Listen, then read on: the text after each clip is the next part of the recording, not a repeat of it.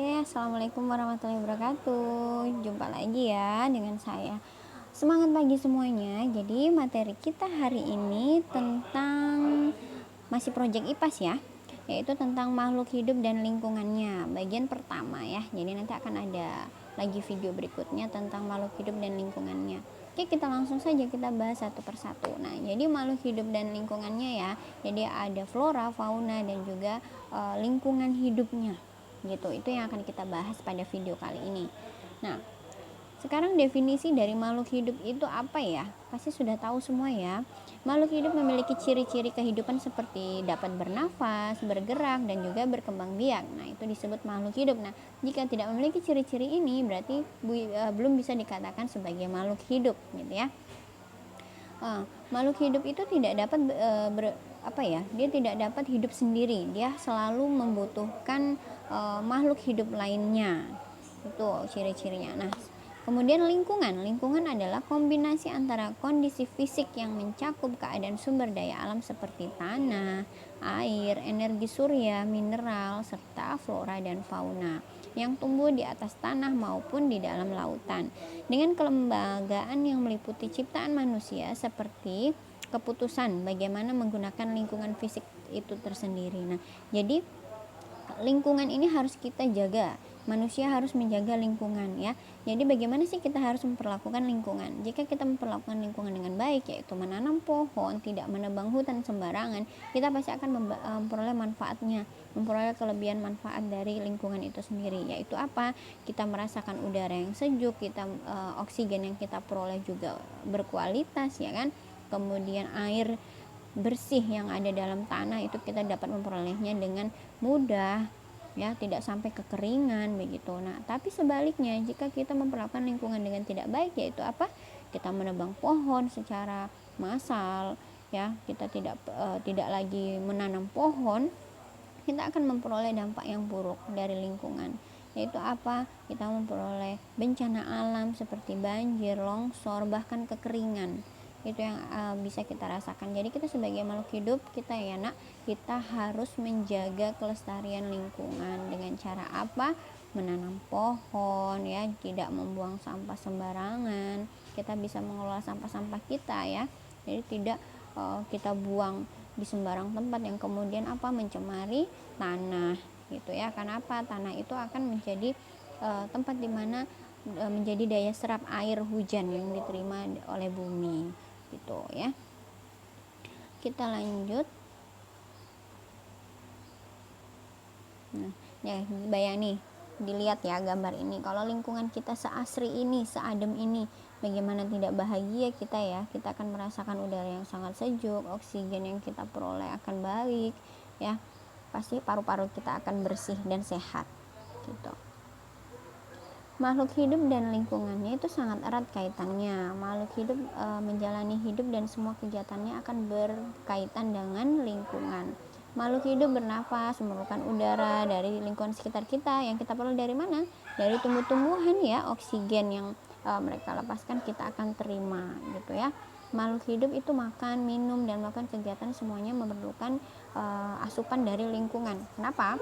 Makanan yang kita peroleh itu dari tumbuh-tumbuhan ya kan. Kita makan sayur, makan buah itu dari mana ya? Dari tumbuh-tumbuhan. Nah, bagaimana kalau tumbuh-tumbuhan itu tidak hidup dengan baik ya kan? Dia tidak akan bisa membuat makanan itu yang akan kita konsumsi. Begitu juga dengan hewan.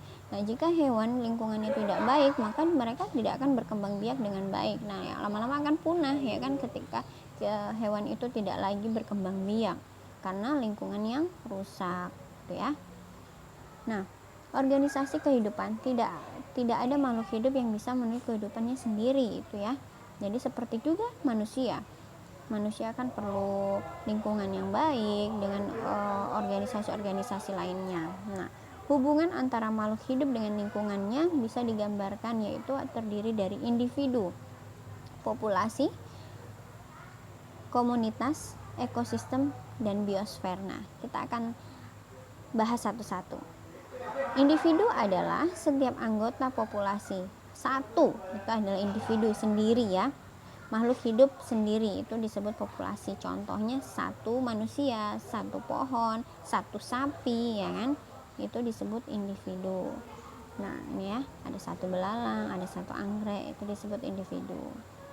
Nah, populasi adalah kumpulan makhluk hidup sejenis yang tinggal di suatu tempat. Nah, jadi beberapa makhluk hidup yang sejenis tinggal di suatu tempat itu disebut populasi. Contohnya populasi manusia, berarti semua manusia yang hidup di suatu tempat.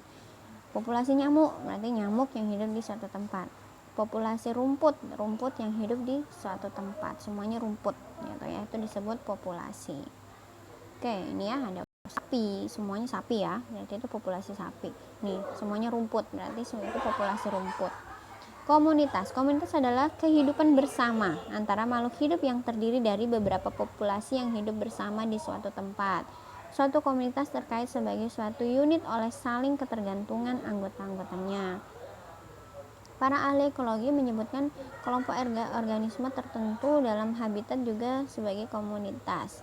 Nah, jadi komunitas di sini adalah kumpulan dari populasi-populasi tadi ya. Misalkan di suatu tempat itu hidup berbagai komunitas burung. Nah, jadi banyak burung di situ, tidak satu jenis burung, tapi semua burung ada hidup di situ. Nah, kemudian komunitas tumbuhan di Tangkuban Perahu ya. Misalkan di suatu gunung Tangkuban Perahu, di situ ada komunitas tumbuhan. Nah, berarti tumbuhan semua di situ, mulai dari yang pohon besar, pohon sedang, sampai rumput, bahkan mungkin ada jamur di situ ya. Itu disebut komunitas tumbuhan yang ada di suatu tempat gitu. Nih, ada sapi, ada sawah ya, di situ pasti ada ikan di situ kan. Kemudian ada juga rumput-rumput, ada juga tanaman padi itu sendiri. Ini kita bisa disebut populasi sawah gitu ya. Komunitas sawah. Oke. Komunitas itu terdiri dari dua, yaitu komunitas akuatik dan komunitas terestria. Komunitas akuatik ini adalah kelompok makhluk hidup yang hidup di air. Nah, aqua, ingatnya aqua berarti perairan ya, air. Nah, komunitas akuatik. Kemudian komunitas terestria adalah komunitas kelompok makhluk hidup yang hidup di darat. Nah, kebalikan dari akuatik tadi ya. Kemudian ini kalau contohnya sudah paham ya. Terus ekosistem adalah hubungan makhluk hidup dengan lingkungannya. Jadi hubungan makhluk hidup dengan lingkungannya. Nah, jadi makhluk hidup itu hidup di lingkungan yang seperti apa? Contohnya kalau manusia itu hidupnya di lingkungan yang seperti apa? Lingkungan yang suhunya seperti apa, kelembapannya seperti apa, sinar mataharinya yang dibutuhkan seperti apa, membutuhkan lingkungan yang ada mineralnya, atau kita memperoleh air dengan mudah di lingkungan itu. Nah, itu manusia bisa hidup di situ, hewan juga bisa hidup, dan tumbuhan juga bisa hidup. Nah, tapi kalau hewan di sini tergantung lagi ya. Ada hewan yang bisa hidup di suhu yang panas, ada hewan yang tidak bisa hidup di suhu yang panas. Contohnya kalau penguin hidup di suhu yang panas, nggak bisa hidup ya, mati. Makanya penguin hidupnya di mana? Di tempat yang dingin seperti di kutub ya kan, itu penguin. Oke. Kemudian kalau manusia hidup di kutub, yang tadinya dia tidak terbiasa hidup di kutub, pasti dia tidak akan bisa bertahan hidup di sana gitu ya. Jadi ekosistem adalah hubungan makhluk hidup dengan lingkungannya gitu. Oke. Nah, nih seperti contohnya ekosistem pantai. Di pantai di situ terdapat banyak terumbu karang, ya kan? Kemudian ada ikan, ada udang, ada kepiting. Ya, itu disebut ekosistem pantai. Tuh. Oke, ekosistem dibedakan lagi menjadi ekosistem alam dan ekosistem buatan. Nah, ekosistem alam di sini yang terjadi secara alamiah, terjadi secara sendiri ya, seperti danau, sungai, padang rumput, padang pasir, dan hutan, terjadi secara alami. Nah, ekosistem buatan yang sengaja dibuat seperti sawah, ladang, kolam, serta akuarium gitu, itu sengaja ya dibuat oleh manusia gitu. Biosfer di sini meliputi semua organisme dan lingkungan yang berinteraksi untuk keberlangsungan hidupnya ya, itu disebut biosfer. Nah, biosfer ini bisa disebut juga bumi yang tempat tinggal kita ini ya. Nah, jadi biosfer ini cakupannya lebih luas sekali. Bisa dikatakan biosfer adalah seluruh permukaan bumi yang dapat hidup, makhluk hidup di dalamnya. Itu disebut biosfer ya. Nah, ini ya contohnya biosfer. Nah, alam hutan yang lebat, hutan Amazon ya kan, terdiri juga dengan lautan, ya kan, ada pegunungan. Nah, ini disebut biosfer. Oke, sekian ya video saya. Ada tugas nih ya, jadi tolong kalian cari di internet contoh-contoh dari semua tadi yang sudah saya jelaskan, dari individu, populasi, komunitas ya. Nah, itu ya, dan juga terakhir biosfer. Cari masing-masing, kemudian berikan pemahaman di bawahnya ya, atau misalnya berikan deskripsi terhadap foto yang kalian peroleh itu. Oke, sekian video kita, semoga bermanfaat. Wabillahi taufiq wal hidayah. Wassalamualaikum warahmatullahi wabarakatuh.